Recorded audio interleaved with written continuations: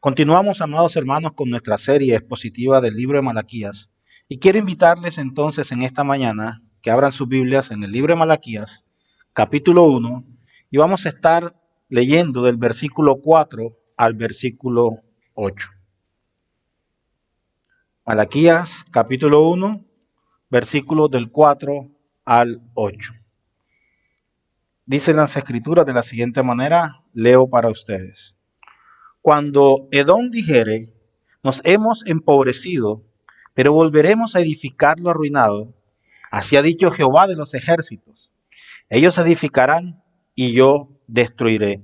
Y les llamarán territorio de impiedad y pueblo contra el cual Jehová está indignado para siempre. Y vuestros ojos lo verán y diréis, sea Jehová engrandecido más allá de los límites de Israel. El hijo honra al padre y el siervo a su señor. Si pues soy yo padre, ¿dónde está mi honra? Y si soy señor, ¿dónde está mi temor? Dice Jehová de los ejércitos a vosotros, oh sacerdotes, que menospreciáis mi nombre y decís, ¿en qué hemos menospreciado tu nombre? En que ofrecéis sobre mi altar pan inmundo. Y dijisteis, ¿en qué te hemos deshonrado? En que pensáis que la mesa de Jehová es despreciable, y cuando ofrecéis el animal ciego para sacrificio, ¿no es malo? Asimismo, cuando ofrecéis el cojo o el enfermo, ¿no es malo? Preséntalo, pues, a tu príncipe. ¿Acaso se agradará de ti o le serás acepto? Dice Jehová de los ejércitos. Pues bien, continuamos hoy nuestro recorrido por este maravilloso libro del profeta Malaquías, un profeta que el Señor utilizó para comunicar su mensaje en la ciudad de Jerusalén, aproximadamente en el año 450 a.C. Recordamos que estamos centrados en el último libro del Antiguo Testamento, tras el cual el Señor no volvió a hablar más por un largo periodo de silencio, unos aproximadamente 400 años. Y este aparente vacío silencioso de la voz de Dios finalizó con la aparición profetizada cientos de años antes de Juan el Bautista, quien había preparado el terreno para la llegada del Mesías, nuestro Señor. También recordemos que nada sabíamos acerca de este hombre, del profeta Malaquías, salvo que el Señor lo había escogido y lo dirigió para profetizar a la nación de Israel unos 100 años después de haber regresado del exilio en Babilonia. Y si bien entendíamos que tras el retorno a su país, el pueblo se había entusiasmado con la idea de reedificar el templo y de reedificar a la ciudad de Jerusalén, como también de restaurar todo el sistema antiguo de culto que el Señor había establecido, pero también entendemos que pronto ese celo, ese deseo comenzó a desvanecerse a tal punto que llegó una frialdad espiritual en la nación de Israel que le llevó precisamente a pecar en contra del Señor. Y comenzaron ellos a cuestionar la providencia de Dios, y su fe comenzó a degenerarse poco a poco en un crudo cinismo y en una profunda apatía espiritual. Y recordábamos también que el profeta Malaquías les decía en el sermón anterior que poseía un sentido del humor muy afilado, en el sentido que utilizaba el sistema de preguntas y respuestas, pero con algo de sarcasmo. Porque este sistema de preguntas y respuestas lo que buscaba era levantar o despertar las cauterizadas conciencias de sus hermanos de sangre. Y las cuestiones que el tono valiente y desafiante que planteaba a sus oyentes tenía como objetivo colocar un espejo delante de sus ojos para que pudieran observar la imagen que ellos tenían delante de Dios. Si bien es cierto, Israel era la nación escogida por Dios, entendemos que muy a pesar de haber sido la nación escogida por Dios, estaban en un letargo espiritual que con su apatía estaban no glorificando a Dios, sino por el contrario, estaban aborreciendo al Señor con todo su corazón. Entonces vayamos a nuestros versículos 4 y 5. Cuando Edom dijere, nos hemos empobrecido, pero volveremos a edificar lo arruinado, así ha dicho Jehová de los ejércitos. Ellos edificarán y yo destruiré. Le llamarán territorio de impiedad y pueblo contra el cual Jehová está indignado para siempre. Y vuestros ojos lo verán y diréis, sea Jehová engrandecido más allá de los límites de Israel.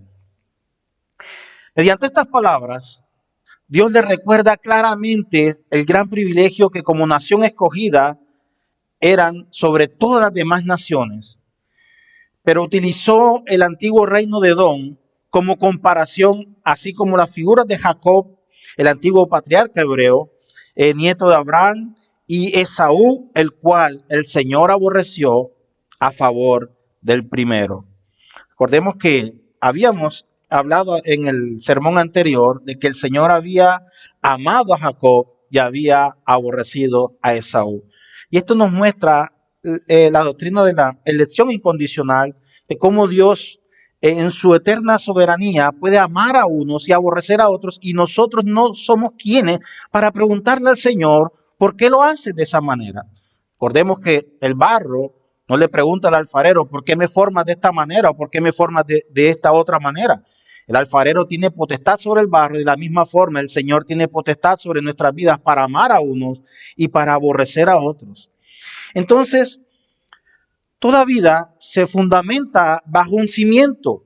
Edom era una nación descendiente de Esaú, que se caracterizaba entonces por la incredulidad y la autoconfianza la autoconfianza que tenían sus descendientes.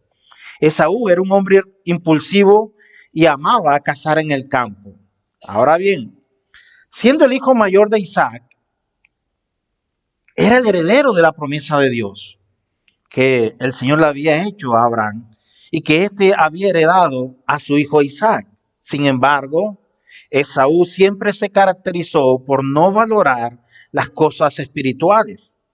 Por ejemplo, un día llegó del campo después de haber cazado muy hambriento y agotado, y la Biblia dice que por un plato de comida vendió sus derechos de hijo mayor. Podemos leerlo en el libro de Hebreos capítulo 12, versículo 16.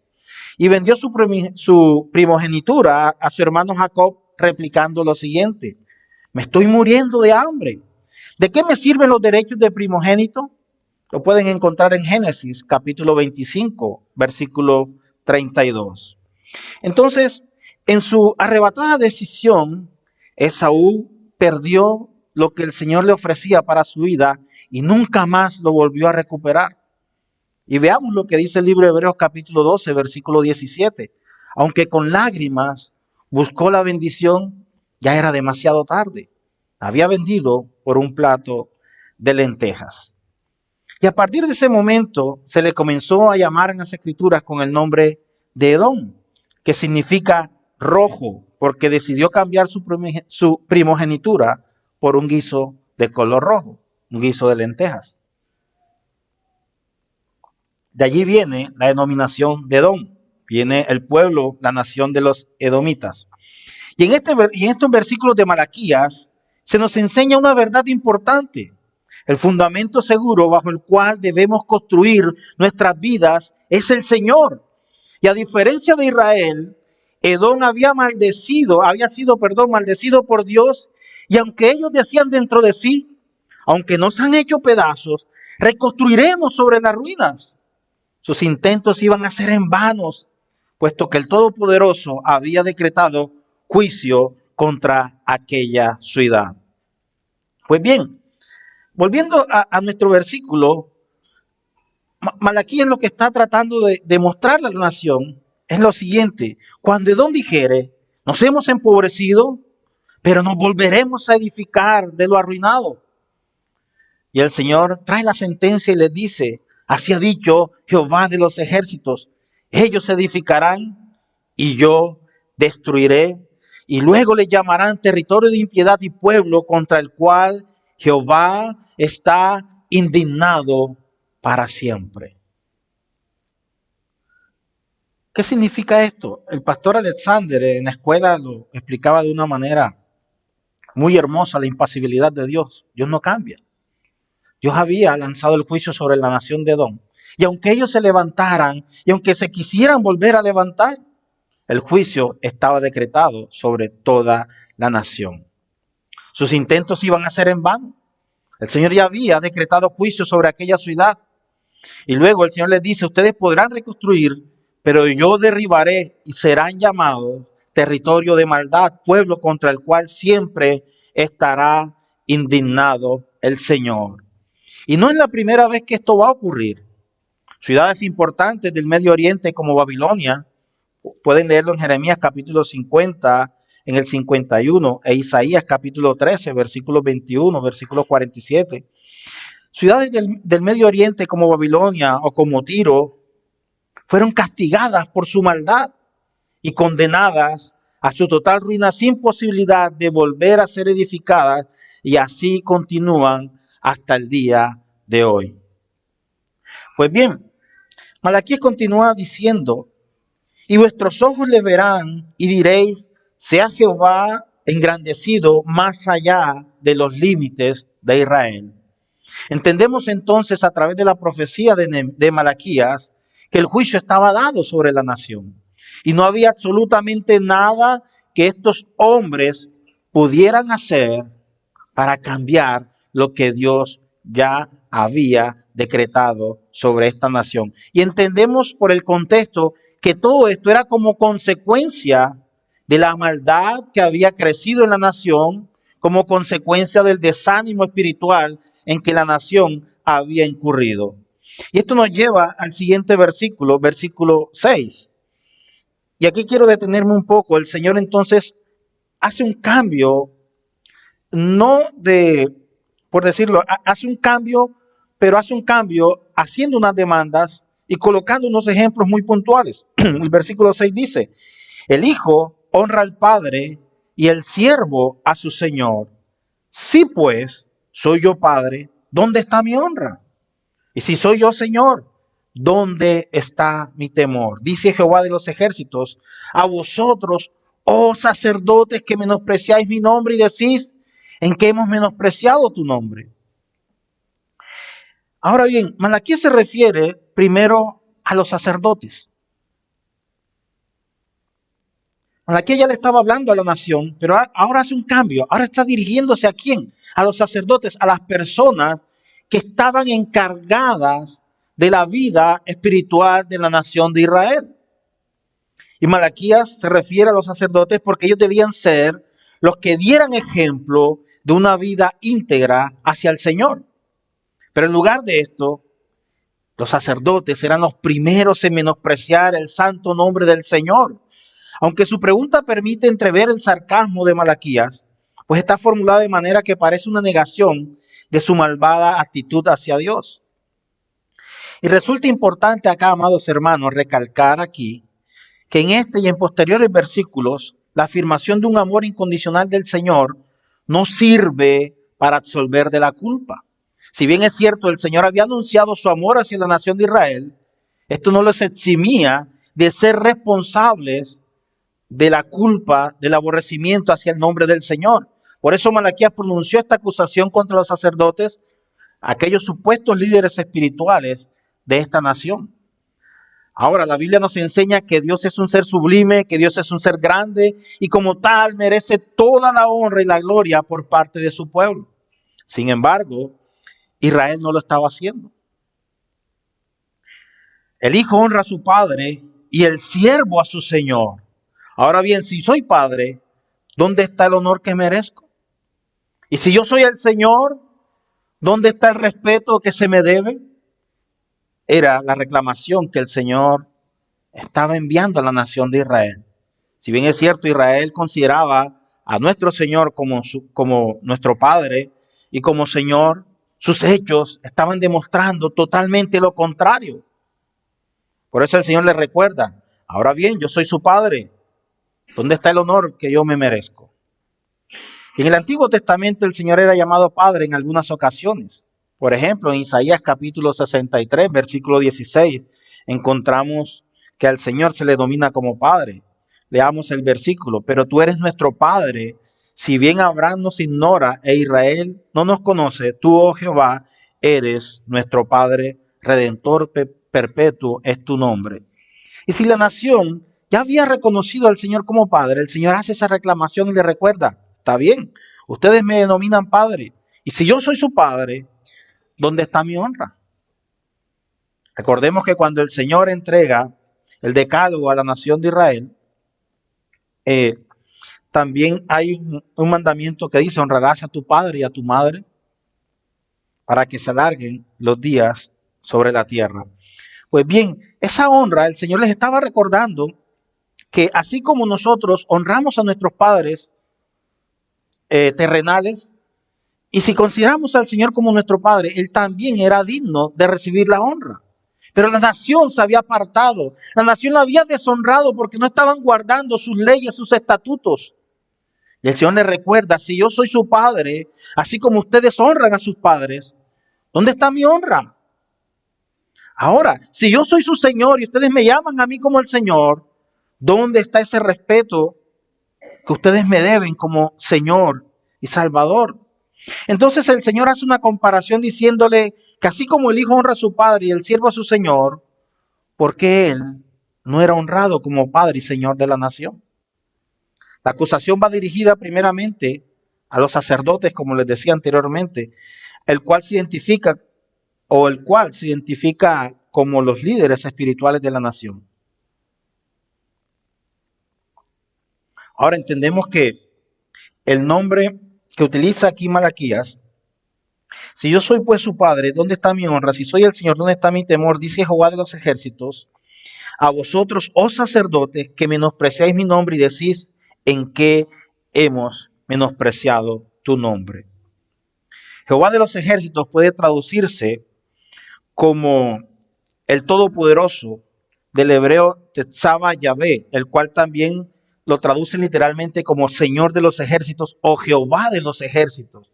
Y este título, Jehová de los ejércitos o Señor de los ejércitos, lo presenta como el comandante general o el comandante supremo de todos los escuadrones de Israel.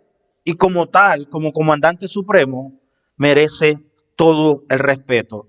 Así como el comandante de un ejército o el comandante del ejército de las otras naciones era honrado por sus ejércitos, el Señor está demandando la honra hacia él.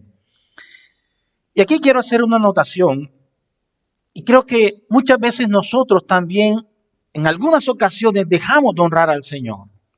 En muchas ocasiones le robamos la honra que como Padre Él se merece, porque preferimos en nuestras vidas muchas veces hacer otras cosas diferentes que honrar al Señor. Voy a colocar un ejemplo y discúlpenme si se sienten aludidos, pero muchos prefieren el domingo pasarse en casa, sentados en la cama, porque es domingo de descanso. Y esto lo digo con mucho respeto: no, me voy a ver el servicio mejor por internet. Y no estoy diciendo que sea malo. De pronto alguna circunstancia te impide venir al servicio físicamente, pero pudiéndolo hacer no lo haces y te quedas en tu casa sentado en el sofá viéndolo por internet. Eso no es honrar al Señor. Y precisamente el Señor llama a eso, a que le honremos. Le honremos con todas nuestras fuerzas, con todo nuestro corazón. Yo veo el servicio por internet, sí, está bien, pero ¿por qué no vienes a la casa del Señor a congregarte con tus hermanos, como dice las Escrituras? Eso lo hago para que reflexionemos en que muchas veces, por cosas insignificantes que hacemos, dejamos de honrar al Señor.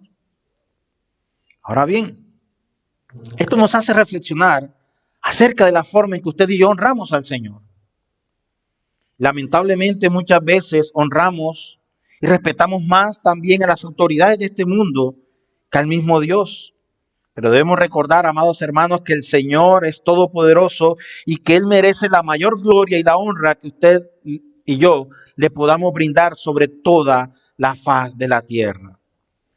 La acusación de Malaquías, como les decía, va dirigida principalmente a los sacerdotes de la nación y está basada en el desprecio que estos hombres tenían por el nombre del Señor.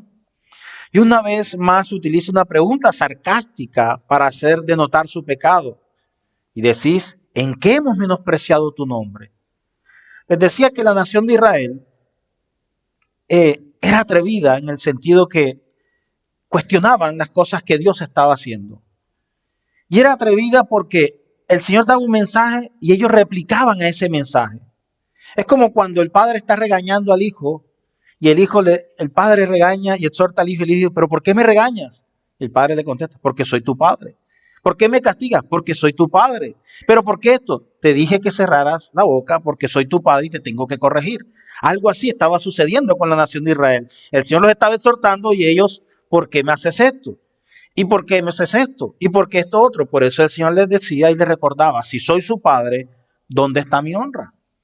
Y si soy su Señor, ¿dónde está la honra que ustedes me deben dar? Ahora bien, los sacerdotes ni siquiera se habían dado cuenta que habían menospreciado al Señor con sus acciones. Estaban viviendo su vida de la manera más normal, pero no habían notado que sus acciones estaban mostrando totalmente lo contrario. Se habían apartado de Dios y en el letargo espiritual en el que se encontraban, ni siquiera se habían percatado que estaban deshonrando y ofendiendo al Dios Santo. Y quizás ellos no entendían la extensión de sus ofensas, porque simplemente estaban llevando a cabo los negocios normales. Somos sacerdotes, decían. Estamos cumpliendo el rol que nos corresponde, estamos ministrando delante del Señor. Sí, pero no se habían detenido a examinar si realmente lo que estaban haciendo como sacerdotes estaban honrando al Señor. Y es cuando el Señor les toca la puerta y les hace un llamado de atención. Y en el ministerio, amados hermanos, es más fácil que muchas personas piensen el continuar ciegamente en pecado o en una indiferencia que se vuelve cotidiana y mecánica. Y Dios quería que los sacerdotes de Israel pensaran en cómo estaban sirviéndole al Señor. De la misma manera, el Señor quiere y demanda que los ministros de hoy piensen cuidadosamente en la manera en cómo le servimos al Señor. Permítanme leer un extracto del libro El Pastor Reformado de Richard Baxter. Dice lo siguiente. Richard Baxter, un gran puritano, cuidadosamente consideró el caminar de un ministro y lo plasmó de la siguiente manera. Pero considere llanamente que el gran y lamentable pecado de los ministros del Evangelio es que ellos no están totalmente consagrados hacia Dios. Ellos no se dan completamente hacia la bendita obra que se han propuesto hacer. ¿No es verdad que el ser indulgente con la carne y buscar los propios intereses distintos de aquellos de Cristo hacen que descuidemos nuestro deber y nos conduzca a andar infielmente en la gran confianza que Dios ha depositado en nosotros? ¿No es verdad que servimos a Dios de una manera tacaña? ¿Acaso no lo hacemos de la manera más aplaudida? ¿No nos alejamos de aquellos que nos cuesta más sufrimiento? ¿No muestra esto que buscamos las cosas terrenales en lugar de las celestiales? ¿Y qué pensamos en las cosas que están abajo? Mientras predicamos por las realidades que están arriba, ¿no idolatramos al mundo?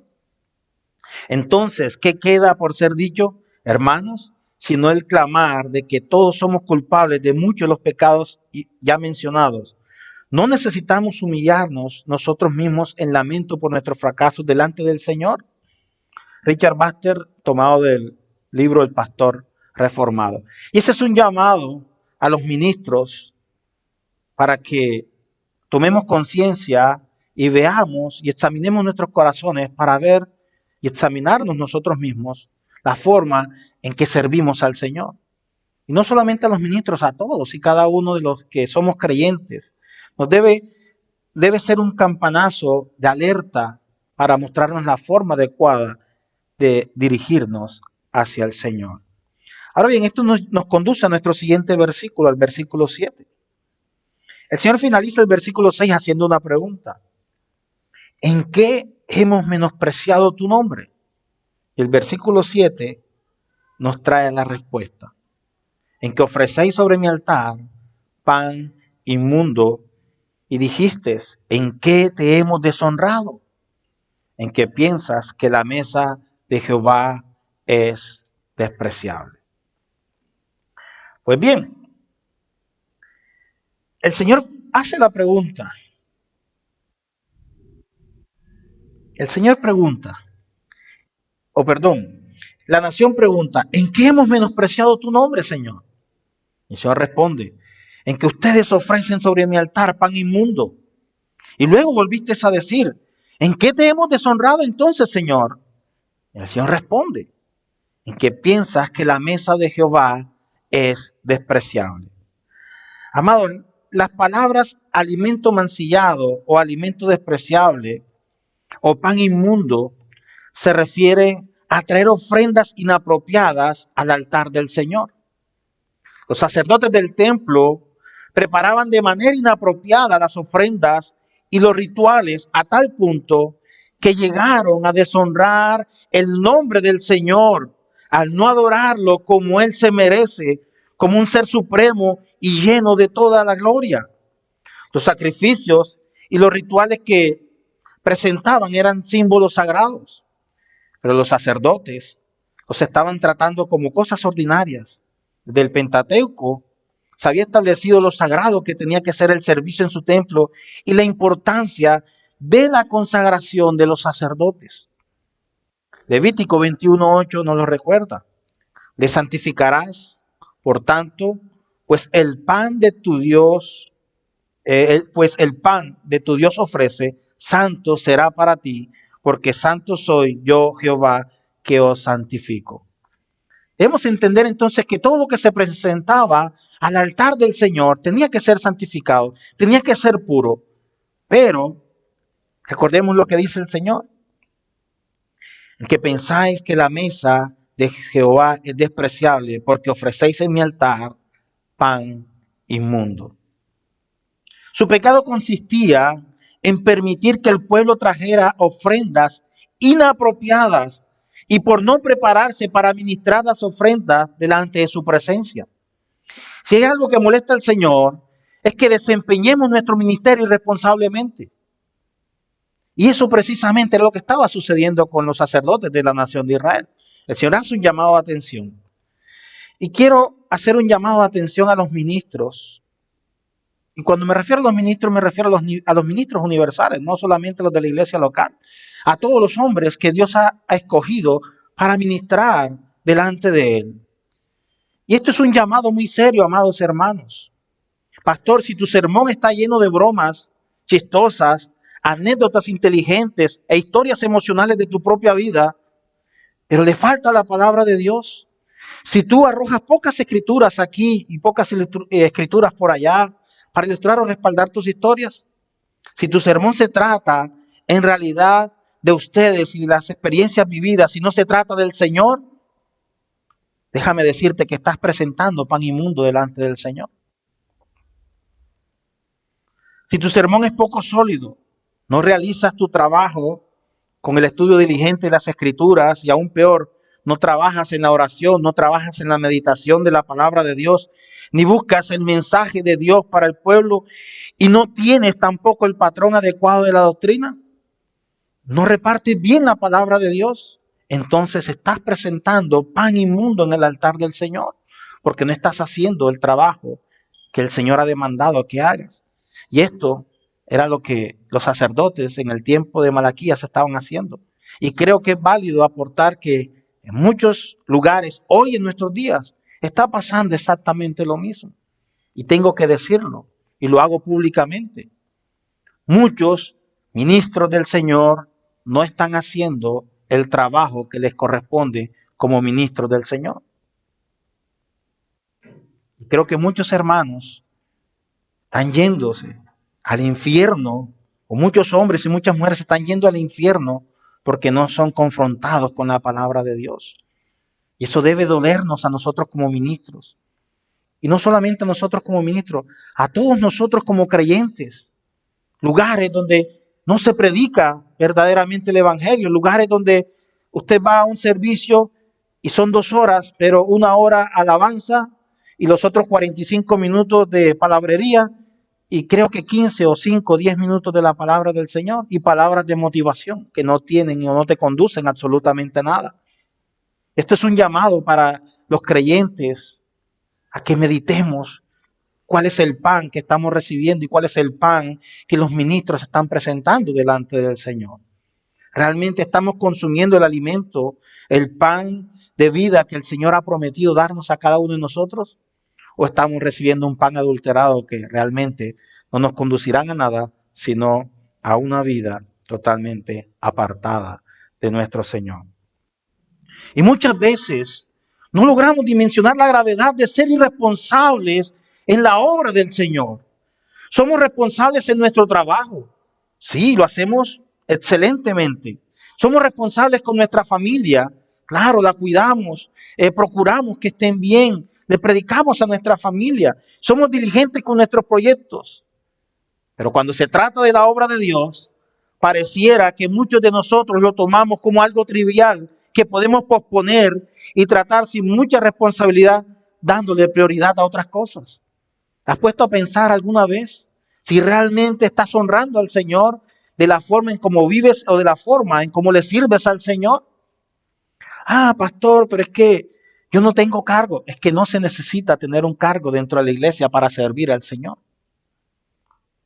Cambiemos esa mentalidad. No se necesita ser ministro, ni diácono, ni líder para servir al Señor. Del mismo momento en que nos convertimos en hijos de Dios, también nos convertimos en servidor del Señor. Y tenemos la responsabilidad entonces de servir con diligencia a nuestro Señor. Pues bien, pero esta actitud es un terrible pecado que Dios condena con fuerte maldición.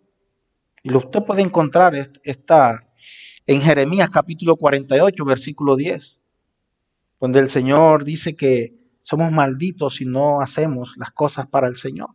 Es una sentencia, amados hermanos, que nos debe conducir a reflexionar en la forma en cómo presentamos nuestro servicio al Señor. Por tanto, sin importar el área donde sirvamos, ya sea evangelizando, en el grupo de oración, en el diaconado, en el pastoreado o cualquier otro ministerio en que el Señor nos ha colocado. Por muy sencillo que parezca, el Señor espera que lo desempeñemos de manera responsable y eficaz. Así sea que usted sirva ordenando las sillas, así sea que usted sirva colocando los termos del café, así sea que usted sirva tomando una escoba y barriendo, tenga presente que usted lo hace para la honra y la gloria del Señor. La Biblia nos exhorta a eso, que todas las cosas que hagamos, las hagamos como para el Señor. Teniendo en cuenta eso, esa es la mejor forma de que usted y yo podemos servirle a nuestro Señor. Y la parte B de este versículo 7 nos dice lo siguiente: ¿en qué te hemos deshonrado? En que pensáis que la mesa del Señor es despreciable. Con todos los viles actos de impureza y ausencia total de respeto y temor al Señor, convirtieron todos los sacrificios en una ofensa para el Señor. Y el altar lo menospreciaron porque lo declararon, por decirlo de alguna manera, despreciable para con el Señor. Esto demostraba entonces una profunda ausencia del respeto y veneración por su oficio hacia el Señor. Sus corazones se habían manchado de inmundicia porque habían permitido presentar la ofrenda de cualquier otra manera. Pues bien, esto nos conduce a nuestro siguiente versículo, que es el versículo 8. Y dice lo siguiente: y cuando ofrecéis el animal ciego para el sacrificio, ¿no es malo? Asimismo, cuando ofrecéis el cojo o el enfermo, ¿no es malo? Preséntalo pues a tu príncipe. ¿Acaso se agradará de ti o le serás acepto? Dice Jehová de los ejércitos. La verdadera adoración se demuestra entregando lo mejor hacia el Señor. Ahora bien, el Señor reprende al pueblo por traer las ofrendas inapropiadas al altar. En el Antiguo Testamento existen varias palabras que se traducen como ofrenda y es útil para entender su significado etimológico para poder comprender su verdadero espíritu. Pues bien, en primer lugar aparece la palabra minyak, la cual aparece alrededor de 200 veces y se utiliza para referirse a un presente que una persona le otorga a otra persona. También denota el tributo que se le paga a un rey. La segunda palabra utilizada para ofrenda es teruma, la cual aparece alrededor de unas 70 veces en el texto verotestamentario y por primera vez en Éxodo 25:2. Textualmente se puede traducir como una ofrenda elevada. Y este término se utiliza para denotar aquellas contribuciones que se traían con fines de apoyar el sacerdocio y el mantenimiento del mismo templo. Y en tercer lugar, el término general que se utiliza para referirse a las ofrendas es corbán. Literalmente significa traer cerca, por lo que se puede decir que una ofrenda es lo que se trae cerca a Dios. Y este término se utilizaba para designar todo tipo de ofrenda, sea animal o sea vegetal. Por tanto, el sistema de ofrendas era importante en la nación de Israel, ya que por un lado era una forma de acercarse a Dios en adoración, pero también era una forma de presentar dones o regalos a Dios como muestra de gratitud. Así era como contribuían para el mantenimiento de los sacerdotes y el templo. Entonces entendamos algo. La ofrenda se había establecido como una forma de rendirle tributo al Señor en señal de agradecimiento. Y era una forma también de adorar al Señor. En el libro de Levítico se presentan las diferentes clases de ofrendas que los israelitas ofrecían. Usted puede leerlo, todo el libro de Levítico, y ahí encontrará todo el sistema que el Señor había establecido para las ofrendas y el significado de cada una de ellas tenían. El hecho entonces es que los israelitas tenían la oportunidad de presentar sus ofrendas a Dios, porque a través de ella podían entender la misericordia que Dios había derramado en la nación.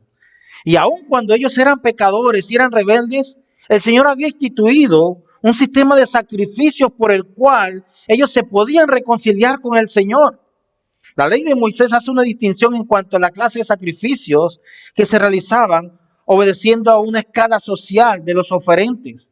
Desde el más rico que podría presentar como ofrenda un ganado vacuno hasta el más pobre que podía presentar como ofrenda un ave.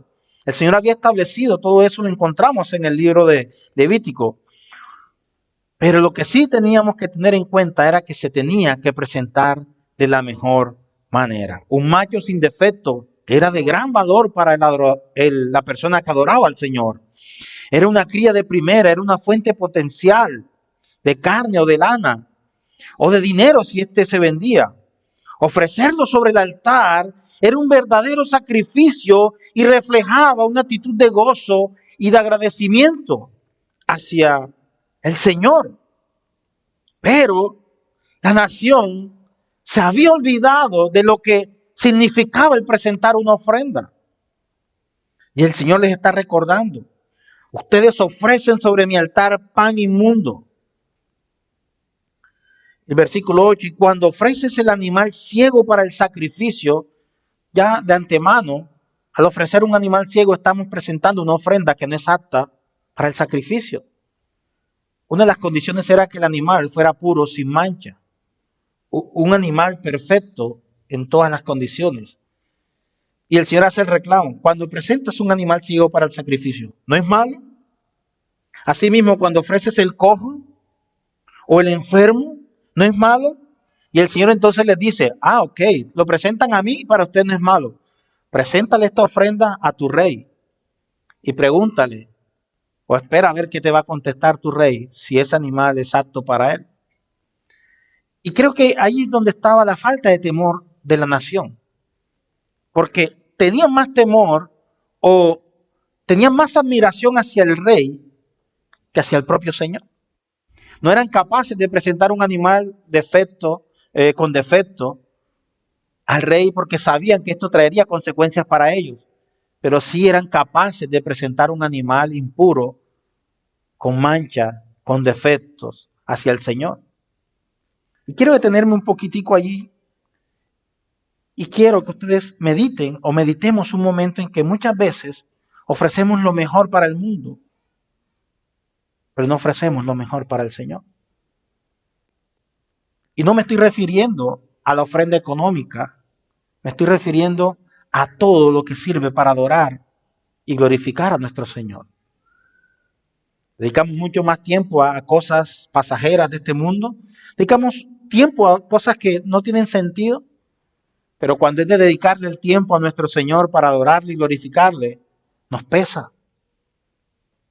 Nos sentamos en la sala a ver una película, 2, 3 horas, una serie de 8, 10 capítulos, un partido de fútbol, un partido de béisbol, sin ningún problema. Pero cuando venimos a la casa del Señor a adorarle y nos sentamos en la silla, a los 5 minutos de estar sentados ya nos cae el sueño. Nos cae la bostezadera, ya nos queremos levantar y miramos el reloj desesperadamente. ¿Cuándo dejará de hablar el pastor para irme para la casa? Parece un chiste, pero es una realidad, amados hermanos. Y creo que esto es un llamado de atención a cada uno de nosotros. Y el versículo 8 en la parte A dice, cuando ofrecéis el animal ciego para el sacrificio, no es malo. Asimismo, cuando ofreces el cojo o el enfermo, no es malo. La protesta del Señor contra la nación de Israel es grande a tal punto que sus palabras van dirigidas a dejarles claro que sus ofrendas para nada eran agradables para el Señor. La frialdad de Israel había llegado a su colmo a tal punto que los animales que estaban ofreciendo no eran aceptables delante de su presencia. El Señor les está diciendo, ustedes traen animales ciegos, cojos, enfermos, desobedeciendo, así la ley que prohibía estas cosas. Deuteronomio capítulo 17, versículo 1, el Señor dice, no sacrificarás al Señor tu Dios ninguna oveja ni buey que tenga algún defecto o imperfección, pues eso es abominable para el Señor tu Dios. Y los sacerdotes estaban haciendo precisamente eso que el Señor estaba condenando, trayendo animales con defectos delante de Él. Y creo que muchos de nosotros también a veces presentamos ofrendas que son abominables delante del Señor, cuando no hacemos las cosas teniendo en cuenta que todo es para su gloria y todo para su honra. Y esta actitud nos muestra lo desvergonzados que habían caído o que había caído la nación de Israel. Posiblemente este era solo el resultado final de algo que había comenzado en sus corazones. Tal vez las duras pruebas y su impaciencia para ver el cumplimiento de las promesas de restauración del reino menoscabaron su confianza en el Señor, lo que los impulsó a dudar de ese amor divino y comenzaron a enfriar su relación con Él. De pronto no estaban viendo el cumplimiento de las promesas que Dios había hecho a la nación de Israel. Y quizás esto trajo como consecuencia el desánimo. Y creo que muchos de nosotros nos ha pasado alguna vez. Cuando no vemos que el Señor actúa en nuestras vidas, comenzamos a llenarnos de desánimos también. Cuando vemos que las cosas no salen como queremos y aparentemente las cosas salen diferentes a como las planificamos, entonces comenzamos a desanimarnos, comenzamos a pensar, es que el Señor ya no me ama, es que el Señor se ha olvidado de mí, es que el Señor ya no tiene misericordia de mí. Entonces comenzamos a dudar, y creo que esto era lo que le estaba pasando a la nación de Israel. Habían comenzado a dudar de ese amor divino, de las promesas que Dios había tenido o les había dado a través de su palabra. Los israelitas entonces ya habían perdido ese temor por el Señor y solo cumplían los rituales por costumbre. Ofrecían animales por costumbre, pero los ofrecían de una manera equivocada. Es que cuando se pierde, amados hermanos, el amor por Dios, nada que hagamos para Él, lo hacemos bien. Cuando no tenemos el amor hacia Dios para hacer las cosas, todo lo que hagamos, no lo hacemos para su honra y nos va a salir todo mal. Ya no les importaba agradarle. Habían perdido ese temor por su nombre y cumplían todos estos ritos simplemente por cumplirlos. Los israelitas llegaron a creer que llevar una buena ofrenda al templo era demasiado caro y que Dios no se merecía tan excelente precio.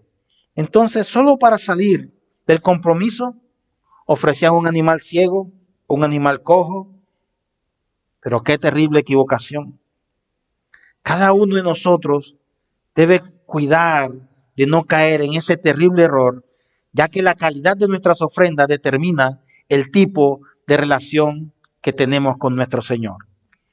El Señor les dice a la nación de Israel que piensen en un momento en qué tipo de ofrenda estaban presentando. Y creo que es un llamado para nosotros también que nos debe llevar a reflexionar y a pensar qué tipo de ofrenda estamos presentando delante del Señor. Y el versículo 8 en su parte B, ya para finalizar, dice lo siguiente. El Señor le reclama y le dice, preséntalo entonces a tu príncipe. ¿Acaso se agradará de ti o le serás acepto? Dice Jehová de los ejércitos. Malaquías lanza aquí una acusación directa a los máximos dirigentes espirituales de su nación. Los sacerdotes se habían atrevido a ofrecerle a Dios lo que su príncipe o gobernador jamás habría aceptado como pago de sus impuestos. Tenían de hecho más temor al rechazo del príncipe o del rey que al rechazo del mismo Señor. Y ese era el problema de los religiosos hipócritas de la época del Señor. El problema de los sacerdotes de los tiempos de Malaquías y el problema que hoy tenemos en muchas iglesias, que ofrendamos al Señor solo del tiempo, del dinero y de los recursos que nos sobran. O sea, damos lo que nos sobra, damos las migajas, pero no le damos al Señor lo que realmente se merece, que es lo más excelso, lo más grande que podemos dar. En el lenguaje de Malaquías, ofrendamos animales manchados, enfermos, esperando que Dios, que merece lo mejor de todos nosotros, lo acepte contento y agradecido, como si realmente fueran lo mejor que podríamos haberle dado. Muchas veces nos esforzamos por comprar un buen regalo para un amigo, más si sabemos que su estatus es alto. Entonces tratamos de ser lo más generosos y presentarle un regalo que sea bastante generoso para quedar bien. Y si tiene un estatus alto, entonces procuramos que el regalo también llegue a ese estatus para quedar bien. Pero cuando se trata de Dios, a lo mejor el compromiso no es tan grande y damos lo que nos sobró o lo que nos alcance. Amados hermanos, ese es un llamado de atención que Malaquías hace a la nación, pero que también debemos hacernos nosotros. Y es cómo estamos presentando nuestras ofrendas al Señor. Si los presentes para un gobernador o una persona de renombre reflejan nuestro mejor esfuerzo económico, ¿cuánto más debe ser para nuestro Señor? Y con esto no estoy diciendo ni les estoy pidiendo su dinero, simplemente les estoy diciendo que debemos presentar lo mejor para nuestro Señor. Ahora bien, nuestra reflexión es la siguiente. ¿Le estamos dando al Señor un animal enfermo, mientras que a nuestra comunidad, a nuestro país, a nuestro gobierno le estamos dando lo mejor que tenemos? No es mi deseo molestarle con esta pregunta, pero como ya usted se ha dado cuenta, la Biblia en ocasiones es un libro molesto.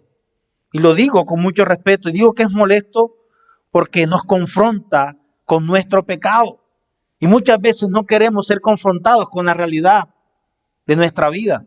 Por eso digo que la Biblia es un libro molesto, porque la Biblia siempre nos va a confrontar y siempre nos va a mostrar la palabra de Dios que va a reflejarse en nuestras vidas. Ahora, si no queremos ser confrontados o exhortados, entonces le sugiero que no lea la Biblia. Con mucho respeto se lo digo. Si usted no quiere ser exhortado por el Señor, si usted no quiere ser confrontado con la palabra de Dios, no lea la Biblia.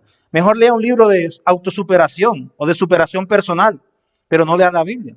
Pero si usted quiere ser confrontado y expuesto a la verdad y a la palabra de Dios, entonces sumérjase en las Escrituras, estúdielas de manera diligente, porque allí encontrará el consejo del Señor. Porque la Biblia, amados hermanos, la palabra de Dios, es un libro que molesta, es un libro que incomoda al ser humano, puesto que le recuerda que hay alguien que le ama como nunca le había amado y que ha dado su vida por el perdón de nuestros pecados. Y que si le creemos al Señor a través de nuestra fe y entendemos que Él es nuestro Salvador, entonces podremos disfrutar de una vida eterna en compañía de nuestro Señor para siempre. Le adoraremos eternamente junto a sus ángeles y junto a todos aquellos que han tomado la misma decisión que nosotros de adorarle por siempre. Al Señor sea la gloria por los siglos de los siglos. Amén.